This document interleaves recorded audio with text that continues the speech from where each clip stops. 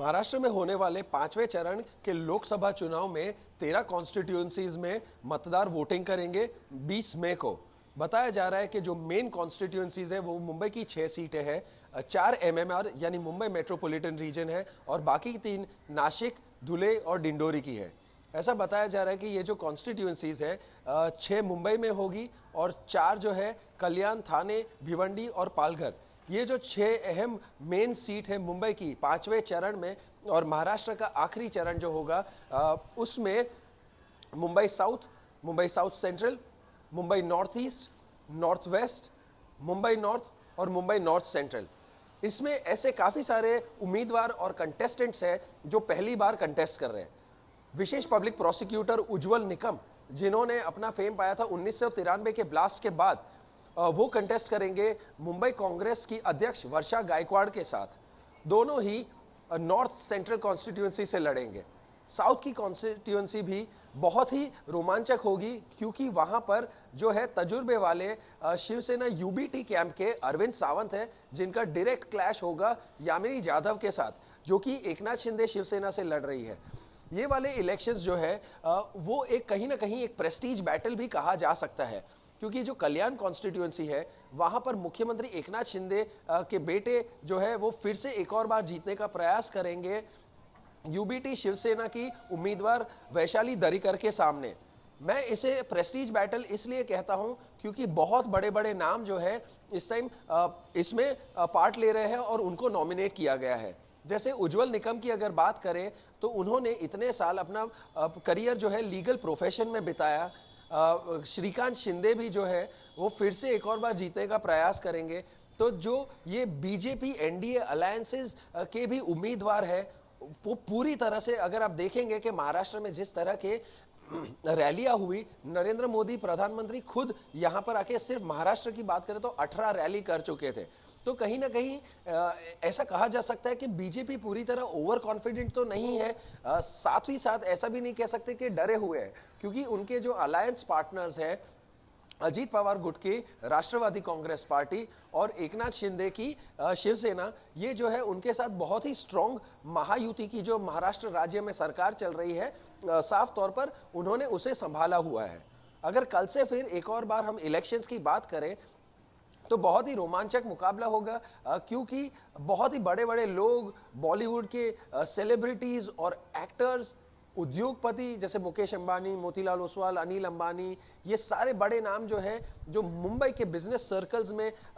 इतने सालों से हैं, वो भी जाके अपना मत देंगे। अगर कुछ और सेंटर्स की भी बात करें तो वहाँ पर एक्टिविटी हाई स्कूल जैसे हो गया दक्षिण मुंबई में, वहाँ पर मिलिंद देवरा जी वोट करते हैं, वहाँ पर RBI governor Shaktikanta Das vote करते हैं। उस एरिया के काफ़ी और उद्योगपति जो वहाँ रहते हैं, जिंदल उस एरिया में रहते हैं, मुकेश अंबानी उसी एरिया में रहते हैं। तो जो ये मुंबई साउथ कॉन्स्टिट्यूंसी होगी वो भी काफ़ी महत्वपूर्ण होगी। साफ तौर पर अगर आप भाषण सुनेंगे और देखेंगे तो एकनाथ शिंदे जी, नरेंद्र मोदी और सारे बीजेपी के भी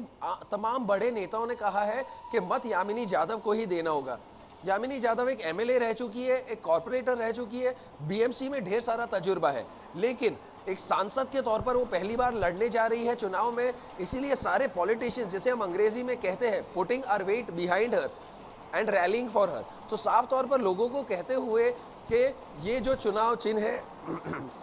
शिवसेना यूबीटी का नहीं, शिवसेना एकनाथ शिंदे वाला, जो ओरिजिनली जिसको धनुष्य बाण दिया गया है, साफ तौर पर वो लोग रिपीटेडली वही बात कहते हुए, लेकिन कहीं ना कहीं जैसे मैंने पहले भी बताया, मैं फिर से एक और बार कहूंगा कि बीजेपी ना ओवर कॉन्फिडेंट है ना अंडर कॉन्फिडेंट है, लेकिन साफ तौर पर समझती है कि अलायंस पार्टनर्स जैसे कि अजीत पवार एनसीपी और एकनाथ शिंदे की शिवसेना रखने का फायदा रूरल महाराष्ट्र के कुछ भागों में किस तरह का हो सकता है। जैसे कि मैंने कहा, कल के दिन 13 कॉन्स्टिट्यूंसीज वोट करेगी और तरह तरह के लोग आएंगे। इसे सबसे इंडिया का सबसे बड़ा डेमोक्रेटिक